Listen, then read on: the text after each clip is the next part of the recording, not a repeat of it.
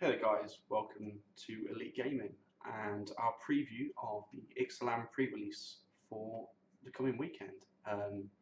So for those of you who don't know, Magic the Gathering do seasonal events where a week before the release date of their products they'll give you a chance to get a hold of it early and take part in some events with other people who also want to get the product early. And in this case, for Ixalan, you'll get a box that looks like this, which is pretty snazzy. You'll get 6 boosters. You'll get a foil booster, the foil rare or mythic rare with a date stamp on it, just so you remember where you are and where you were on that day. And you get a spin down D20, and you make a deck out of the cards you get from this. 40 cards.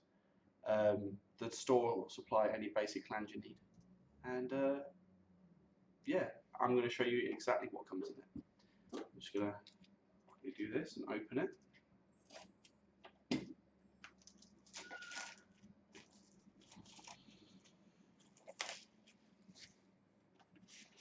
So this is pretty nice. Looks like a map almost. I'm tempted to take one apart and open it up and see what it looks like.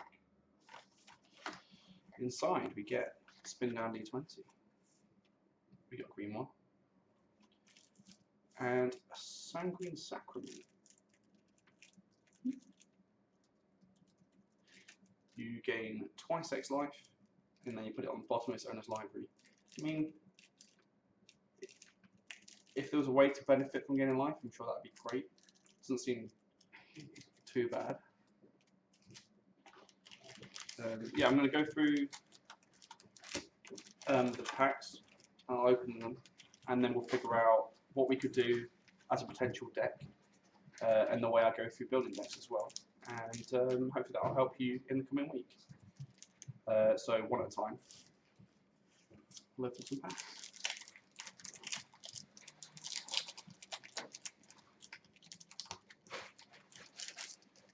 What I do when I open packs is I quickly sort the cards out into colour order, and that helps me see what colours I want to be in.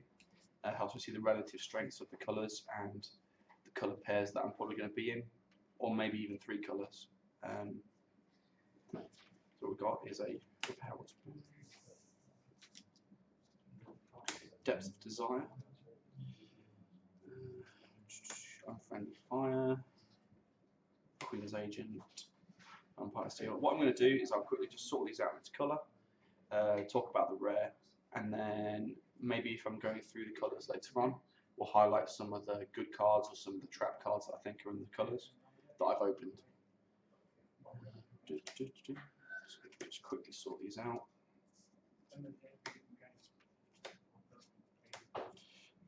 Straight away, sort of walk the plank. This is a pretty good removal. It's uncommon.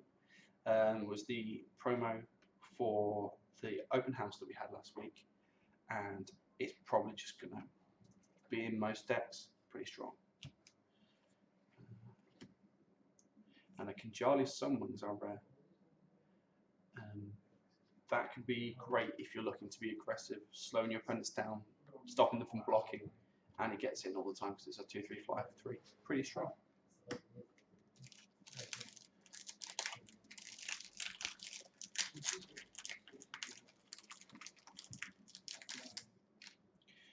Okay, second pack, it starts.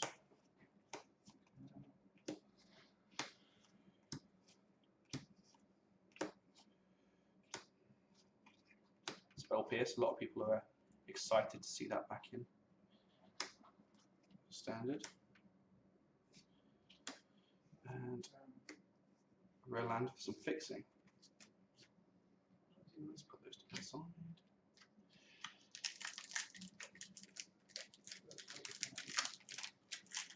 So that's noise for microphone. Yeah, rustling is that's what it's all about. Right. Pack 3. So quick search for any highlights. There's an interesting cycle of cards, the ones where you pay 8 to do a thing. Ooh, here's a nice white rare again. So we've got a white rare and another white rare and another white rare. Looks like we're going to be pushed towards that direction. Mavrin Fane is quite strong as well.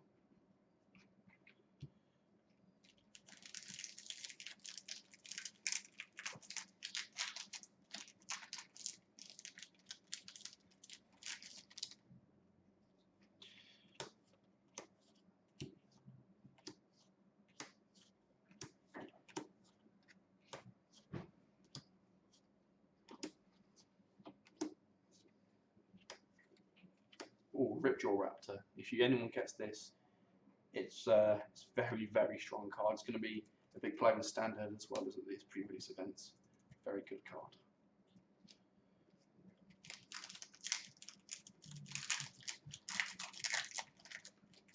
And our rare land helps us get that as well. Just keep an eye on what I think might be playable as we go along.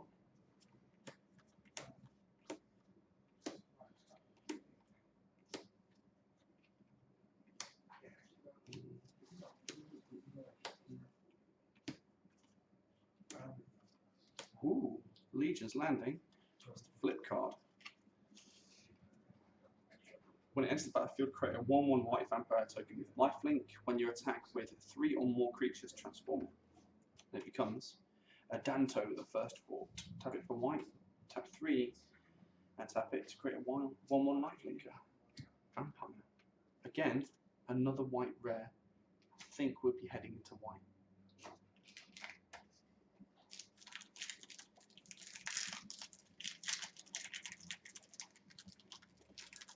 Last pack, last chance to. Oh, this is good already. I like this. Decent removal in white. Last chance to find some loot, find the treasure.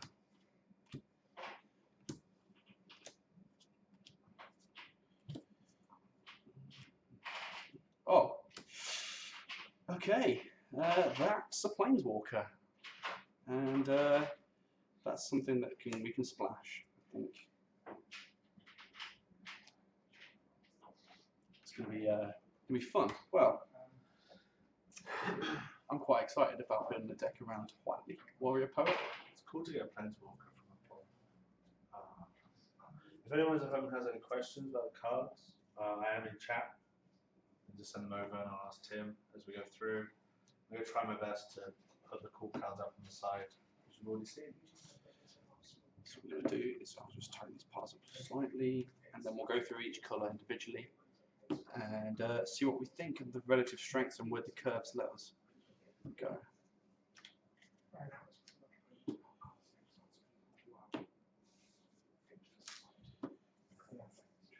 Something to consider in the back of your mind is this Sunpetal Grove. It's going to allow us to go green-white quite easily. Well, let's go in Wooburg order, but also starting with potentially our strongest colour here. Just going from what I read as well. I'm going to sort it out into creatures and non-creatures by their converted mana cost. I'm going to look at them and see what's what. So we've got a Shining Aerosol. 3/4 flyer. Probably not going to play it unless we need something at that cost. It seems pretty average. The dinosaur type might matter. Flying could matter in this set as well. But if we're not in blue-white flyers, then we're probably not looking to play it. Hopefully we'll get something stronger. Maybe like another 5-drop. Just saying. Pison's Addiction, probably just going to be in every white deck. It's a pacify, stops them from playing another. Stops them from blocking you if you want to get in there. Stops them from attacking you if you're on the back foot. You gain 2 life when it comes in. Just pretty solid common. Legion's Landing. This is a maybe. It's potentially very strong, but getting the trigger to attack when you attack with 3 creatures, for it to flip, is a bit on the dodgy side. So something we'll keep an eye on. Slasher Talon's probably going to be in there. Solid piece of removal early game. Something you can sideboard out if you come up against a deck that's just full of giant dinosaurs. Encampment Keeper is one of the creatures I was talking about earlier, with the pay 8 and tap it and sacrifice it to get an effect. A 1/1 with first strike for 1 isn't really something you're looking to play. The ability to pump your team in the late game can be quite strong, but it's 8 mana. 8 mana is a lot. Legion's Judgment is something I can imagine seeing playing a lot of these limited decks. The 4 power is full of this set's full of dinosaurs, and I mean most people are going to want to play dinosaurs, especially on the first weekend. People can go right, red green dinosaurs, I'm in, and yeah, that's just going to give you some cool tempo and make your opponent sad. And that's the whole game. Maverick Fane is a very strong vampire. So if we're looking to get a vampire from Legion's Landing, maybe even play this 1-1, and then we can get a lot of creatures out quickly, this could be quite strong.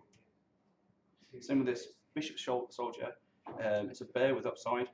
Usually going to play those. It's a 2/2 for 2, lifelink, not bad at all. Demystify, not going to play it unless they give us a reason to. So this is instantly just put it to one side, and that can be sideboard if need be. Queen's Commission is going to go with this vampire theme we seem to have going, so it seems quite strong. Conjure Someone, already sang the praises of this card, especially if we want to be attacking. It does like we're going to, so let's just channel there as well. Inspiring Cleric, 3/2 for 3. When it's battlefield, gain 4 life. Could be relevant against aggressive decks, but it's just a pretty solid card. And Vampire's Zeal, if we've got vampires, which looks like we have, this is a half decent combat trick. So white looks like we're missing some 2-drops here. There's a big gap, and everything's clogged up at 3. So when we're thinking about if we're going to go into white, we need to think about finding a colour that's strong at 2 and 4, where we're missing a lot of things, and maybe finding some more creatures to go in this deck. So that's what I think of white so far. Put these to one side. Let's go through blue. Dive down. It's a nice little combat trick. Might save you going, let you block favourably. Sailor of Means, what's this one do? 1/4, when it enters the battlefield, create a treasure. Well, it looks like if you've got Pyrus Matters, you might play it. They seem to be want to be a tempo deck. I mean, I'll put it here because blue creatures are kind of usually terrible, but I don't want to play this. I'm not looking to play this card. Another dive down there. Pirate's Price, draw 2 cards, get 2 mana. It's pretty solid. Charter Course, however, just is something I'd much rather play. Yeah, you have to discard a card unless you've got Raid, but you're paying 2 mana instead of 4. Siren's Ruse, exile target creature you control, then return that card to the battlefield under its owner's control. And then if a pirate was exiled this way, draw a card. Well, this is a maybe. This will save you from removal. This will let your pirates get some raid effects if they've got them when they enter the battlefield. However, it's just a bit underwhelming. Prosperous Pirates, 3/4, and when they enter the battlefield, you get 2 treasure artifact tokens. A little bit underwhelming, if I'm completely honest. The artifacts are cool, but there's no real payoff in blue that I remember seeing. So looks like blue is maybe something that we shouldn't be getting into. One with the Wind, enchanted creature gets +2/+2 and flying. Could be cool, but it opens you up for 2/4 a lot of the time. Not something amazing, and especially when we've got 5 cards left in blue, we've got 2 creatures. Spell Pierce, not that great in limited. This is probably a sideboard card. It's limited isn't an environment where you have lots of mana and the board stall happens. People will have creatures versus creatures, slaying land after land, and trying to figure out how to get through on both sides. And in that case, this is just looking terrible in your hand. It could be cool if you snag someone's Watley or Jace maybe with it, but the chances of that are very small. And yeah, we just much rather sideboard it in when it is relevant rather than having it in our hand when it isn't. So Lookout is something I am quite excited about when blue. It's just a little unassuming 1/2 flyer for 3, but when it enters the battlefield, you explore. So you either draw a card, or you get a 2/3 flyer for 3, which is pretty strong. Also, it's a pirate. So if you had a Pirates Matters, this is the sort of card you're looking for. Also, with favourable winds being a card in the set, you could end up with a cool blue-white flyers deck. Water Trap Weaver, also another strong blue card. He doesn't. This you can tell already. He's not going to go very well with our white. We've got a bunch of 3-drops and a bunch of spells, and we were looking for 2-drop creatures and 4-drops. This 4-drop something that's just awful. A 2/5. Nothing really more to say about it. Depths of Desire. It's a cool little tempo card, gets you a treasure. But I think at this point we can just go, do you know what? We're not going to be in blue. Let's just put all of this aside.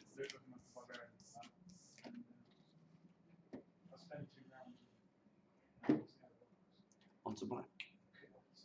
Fathom Fleet Cutthroat. When it enters the battlefield, destroy target creature and opponent controls that was dealt damage this turn.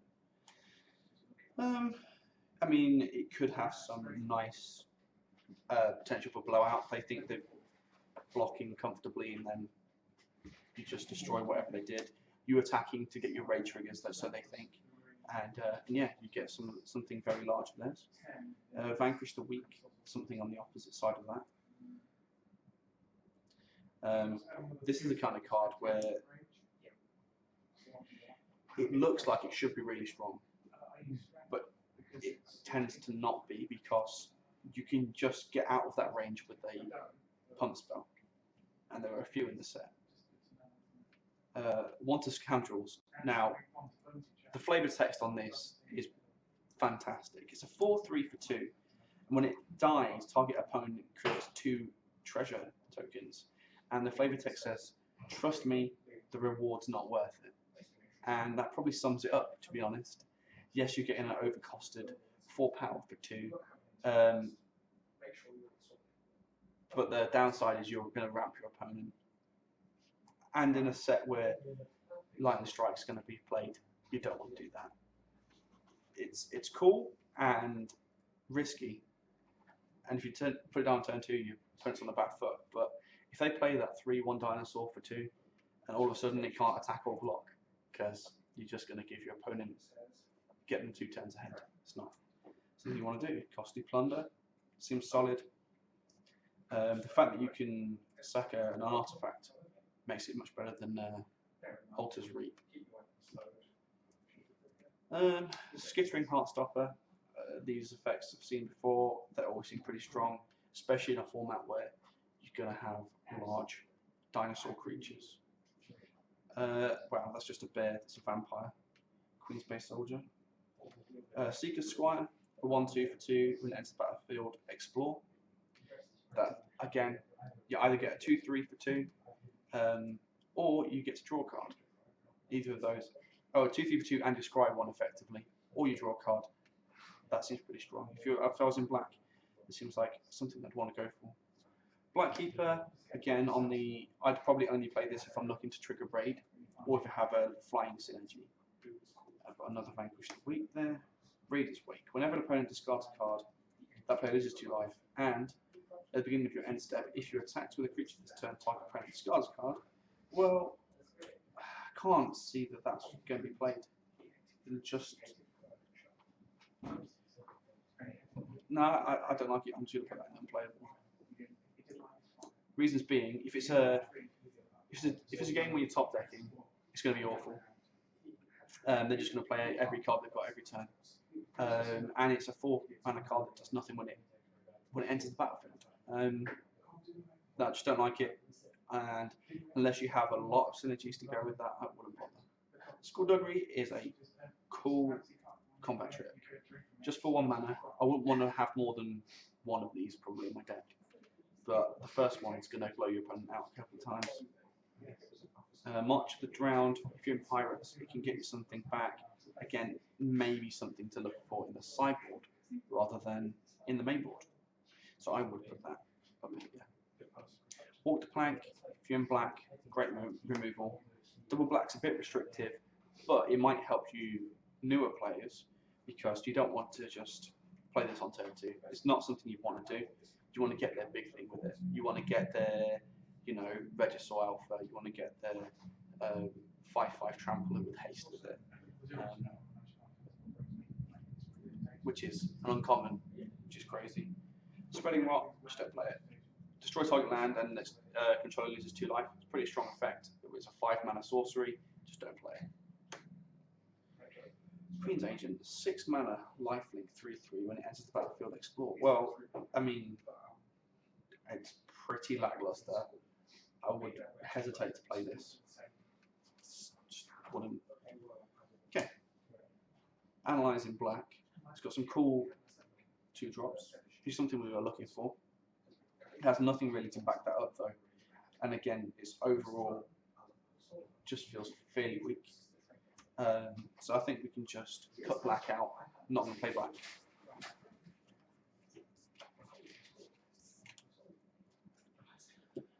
On to the red. Right, we have a Wily Goblin first of all. 1/1/2 when it enters the battlefield, create a treasure. It's okay. It's not something I'd look to play most of the time, but it does ramp you if you're looking to play the bigger dinosaurs in red, and they can block.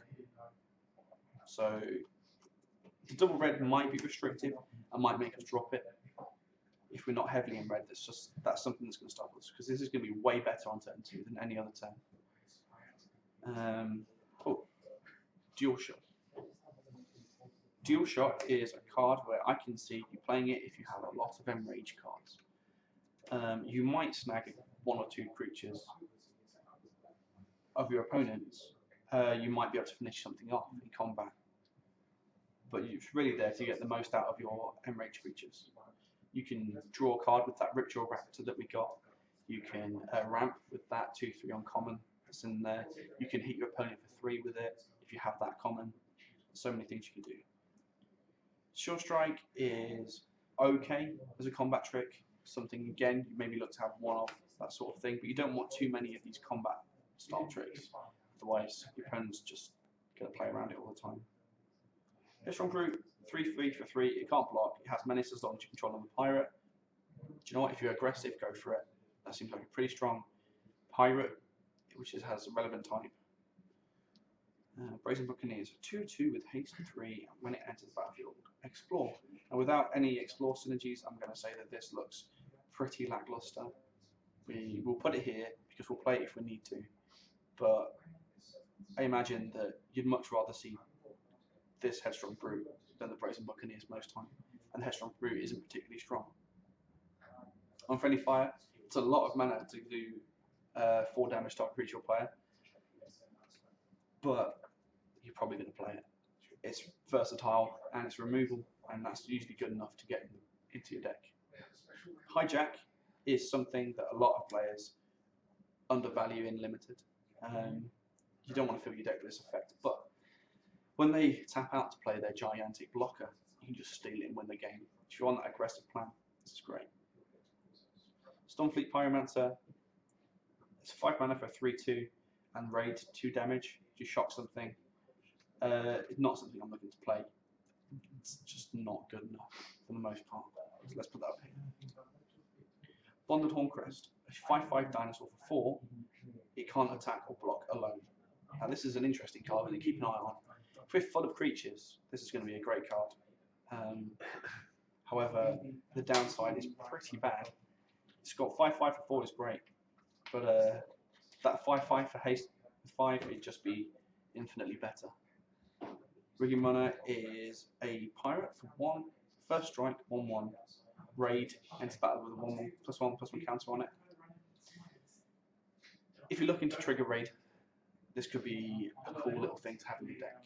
It's not going to get blocked by those vampire tokens.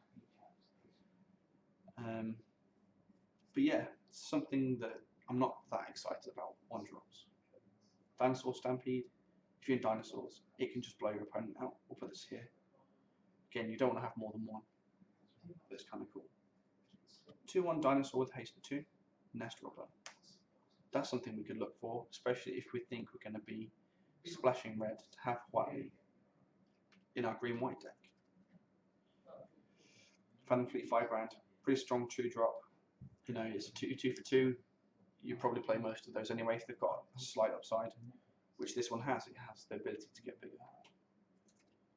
Talanali's Knight, 2 for 2. That's bigger if you have Dinosaur. That's also something to keep an eye on. Stormfleet Arsonist. Raid, you make your opponent sacrifice a permanent, and it's a 4/4 for 5. Do you know what? That's a half decent card. It's not going to win you the game on the spot, but it's pretty decent. Demolish is a sideboard card at best. Just don't play it. And there's another unfriendly fight there. Probably not too unhappy with the red. You've got some nice 2-drops. I'd say that our white seems stronger, but this is a nice curve. You see, you've got some 2-drops, some 3-drops, and then removal and some cool little tricks. So red's something we could consider.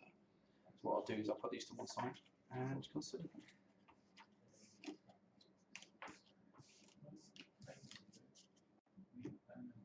Onto the green. Savage Stomp is Hunt the Weak, effectively, which costs 1 if you have a dinosaur. That's pretty strong, especially if we do have some dinosaurs. I mean, making your Ripjaw Raptor fight something else and put a +1/+1 counter on it for 1 mana is horrendously strong, and your opponent's just going to probably concede the game on the spot. Not guaranteed, obviously, but we'll just put this here and this here, because that's something we want to do. Just want to do that in the game at some point. Spike-tailed Ceratops, 4/4 for 5 that can block an additional creature. Probably going to play it. It's big enough to survive your lightning strikes. It can just stop those 2/2s attacking into you. You're just going to happily trade it for 2/2/2s or 3/2s. Pretty solid. That's a Can Archer. 1/4 with reach for 3. And when it enters the battlefield, you may have it fight another creature. It's okay. You can get rid of some cool stuff with it. You can fight your own Enrage guys. You're trying to find something that you can do with it more than just get a 1/4 with reach. This is something you probably consider more for sideboard unless you have specific things to go with it in your deck. A 1/4 fighting something isn't going to do that much.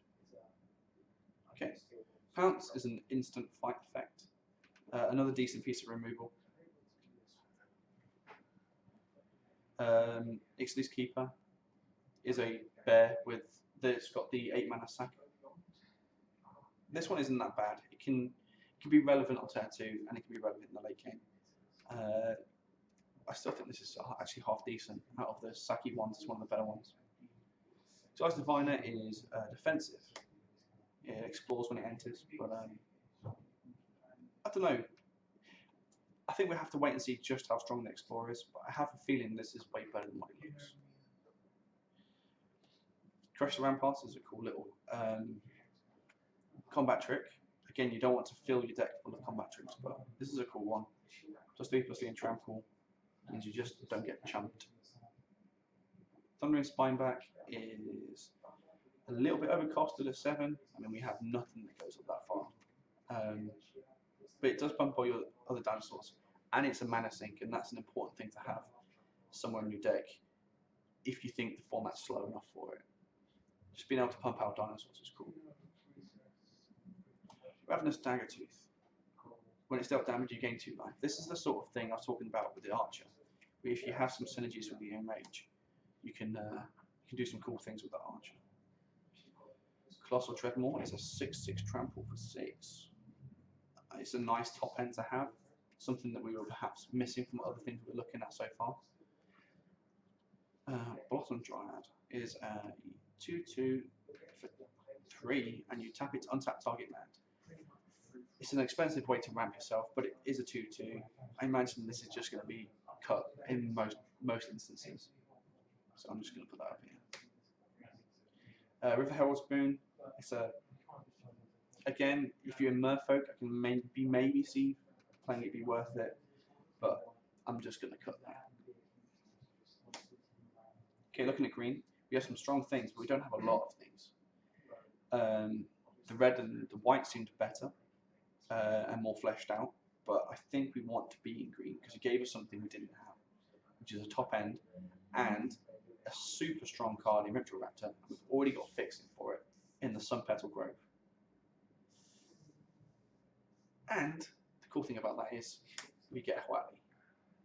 So now I'm going to think of a 3-color deck with a bit of fixing, where we have perhaps the Pillars of Origins to fix us for dinosaurs. I think most of this otherwise isn't worth it. Let's have a look at our. We have no gold cards in those colours. And I don't think we're missing out too much. I like the Marauding Looter.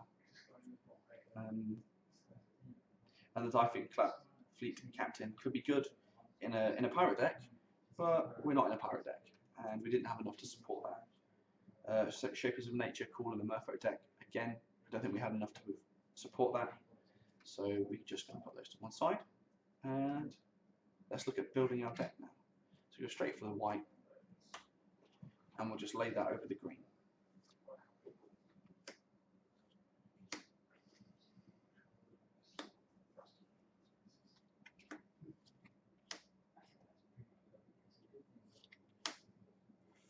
So what we're doing now, obviously, there's some new mechanics. I mean, in Ixalan, we've seen a few of those now.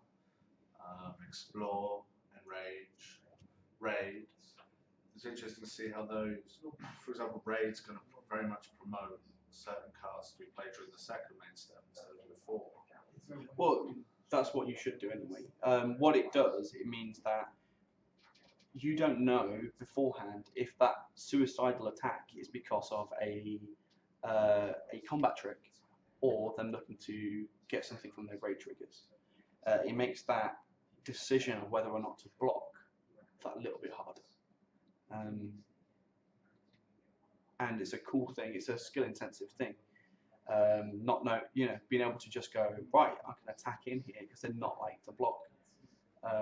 Thinking I've got a combat trick just to get my raid online, or just to try and force in a bit of extra damage if you think that card's going to be useless. It's cool. Cool thing. Right, so what have we got? 1, 2, 3, 4, 5, 6, 7, 8, 9, 10, 11, 12, 13, 14, 15, 16. Okay, we'd have 24 in green white without Huali. Now that would be probably looking to cut 1 from that to get our 17 lands, which we recommend you just go for 17 lands. It's so much easier to work with knowing you're going to get mana, the right amount of mana in the deck. It's tempting to get less, but yeah, and straight away I think of cutting the Shining Aerosol. And if this was our deck, maybe we can think about running this Pillar of Origins, because all of our large things happen to be dinosaurs. It's not going to help you get this quietly out. And we might, if we were in this, we probably wouldn't even think about running quietly. But let's have a look with red instead of green.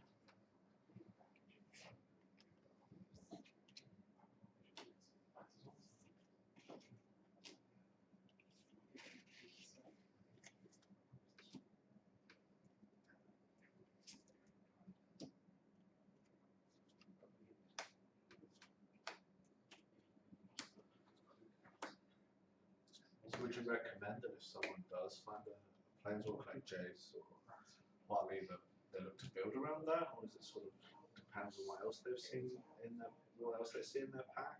I think, as a general rule of thumb, for any limited pool, 1 card isn't good enough to force you to be in those colours. In fact, your rares generally, unless you like we got lucky with this white, generally your rares aren't going to all be in the same colour. And just because you've got 1 good rare doesn't mean that you should be in that colour. For instance, this is going to be super strong, this Huali, in limited, but doesn't mean that we have to be in red-white. If we can be in red-white, that's cool, and the chances are we're going to be, because our white is so strong that we can just splash whitely. But it doesn't mean we're automatically in there. As you can see now, I'm considering Ripjaw Raptor is one of the strongest cards. I'm considering not having that in there as well.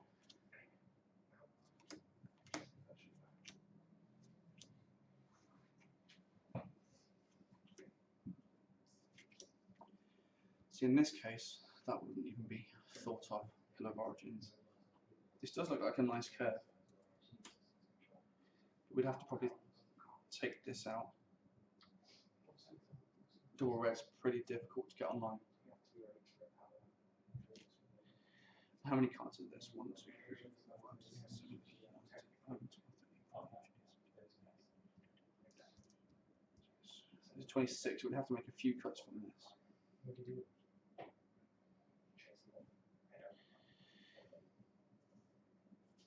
So if we were going to go red, I'd probably cut one of these. We have a nice bit of removal, got some combat trickery. And we don't want too many high cost things in here. Are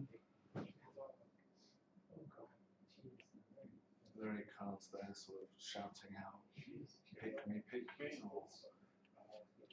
Well, most of these cool white things, most likely. I don't know actually, that's just landing. I think there's no way that we're not in white, just because the average power level of our white cards is so high. The red cards go well with our white cards, they fill in the gaps. Green cards give us something that neither of those do, which is a real top-end threat and a mana sink. And possibly one of the strongest cards in the set in Ripjaw Raptor. And the ability to do something cool, and so you built a deck around dinosaurs. Which everyone's looking for in Ixalan. Absolutely. What I could do is do a dinosaurs matter thing. I can remove some of, let's say, the Legion's Landing, some of this, keeping the red dinosaurs, and go completely dinosaurs matter and satisfy all of my childhood dreams. Nostalgia for the win. Yeah, we can put the Jurassic Park theme on there, and all the way through the pre-release, if I was running this, I'd be going while I eat them with giant dinosaurs. The dinosaurs are definitely here, especially I think the fan favorite. Absolutely. This is getting everyone excited for this new set. Let's have a look. If we took out all of the things that aren't dinosaurs, all dinosaur matters, except the things that are strong enough to be in there no matter what, and see what we end up with.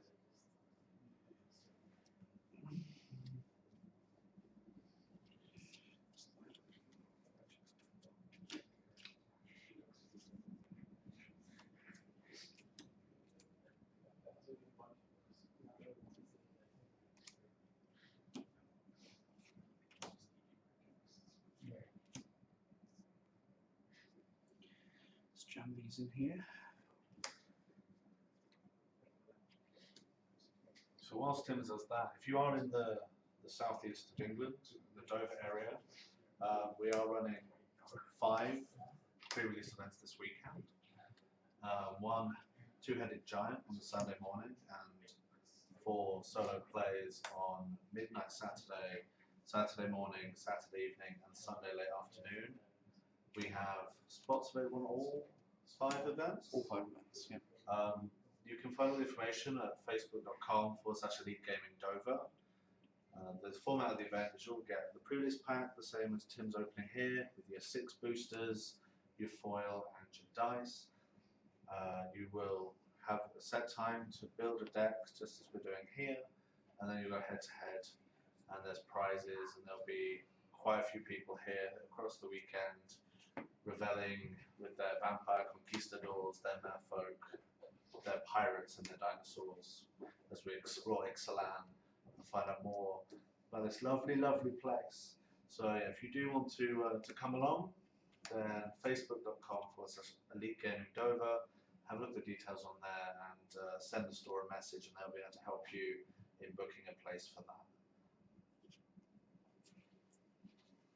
Yeah, so what I'm doing now is just trying to cut down my non-creature spells. We've got quite a lot of them. I'm putting Whiteley up here because she can come in and create a creature straight away. So I can almost consider her a creature. And what we've got is a nice curve in that front.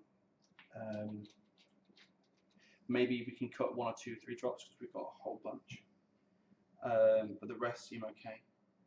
And I'm just looking to cut down and get it to a point we can have exactly 17 lands. It seems like a good number for this deck. We don't want to go to 18 despite being 3 colours because we've got a bit of fixing. We've got the Pillar of Origins here, which is going to help us with that dinosaurs. And yes, we will need to make that cut.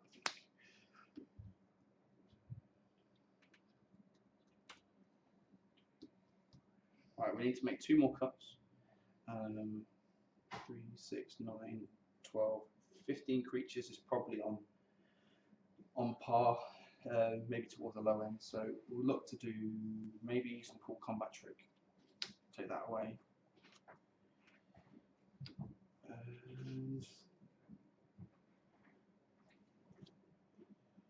Just one of these.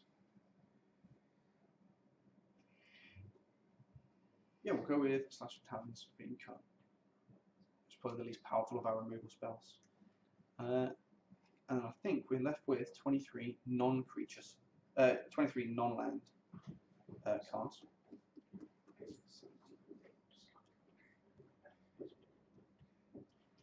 Yep, and we'll stick these in here and add some lands, and that's the deck built.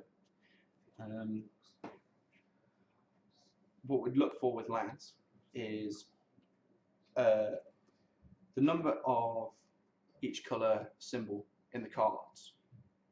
So let's just split these up and we can see that a bit more clearly.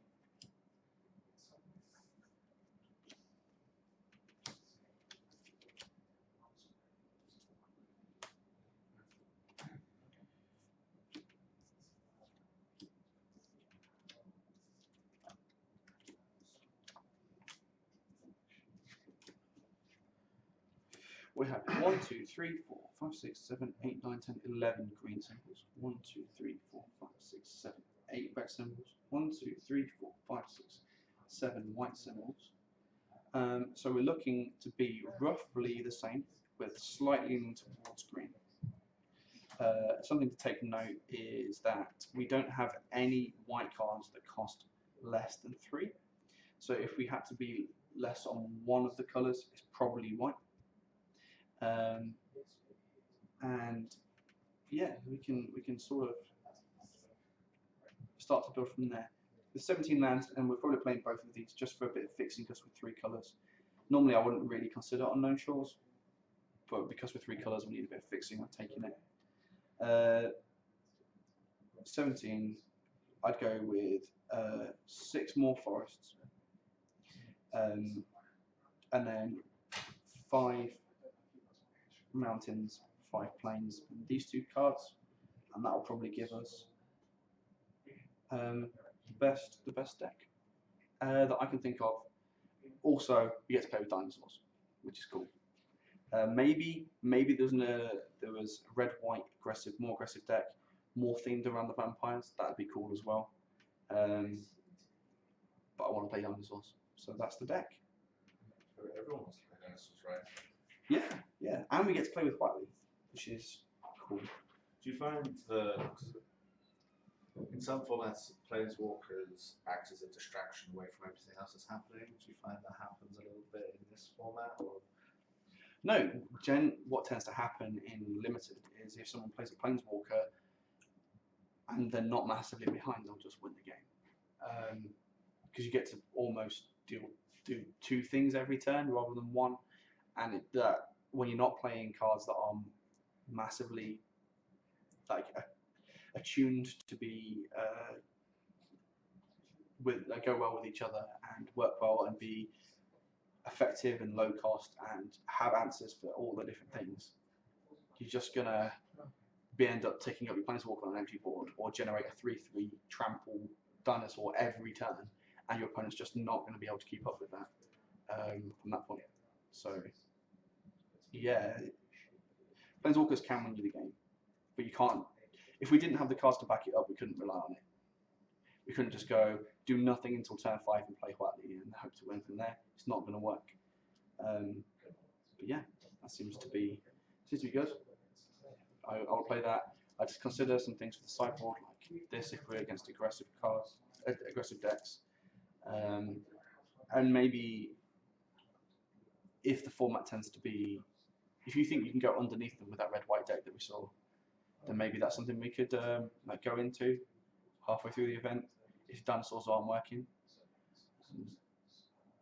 But I like this. That was good fun. If just one last question then. If this is someone's first pre-release coming up, obviously we have midnight event and we also have daytime events, and that'll be the same for stores across the globe.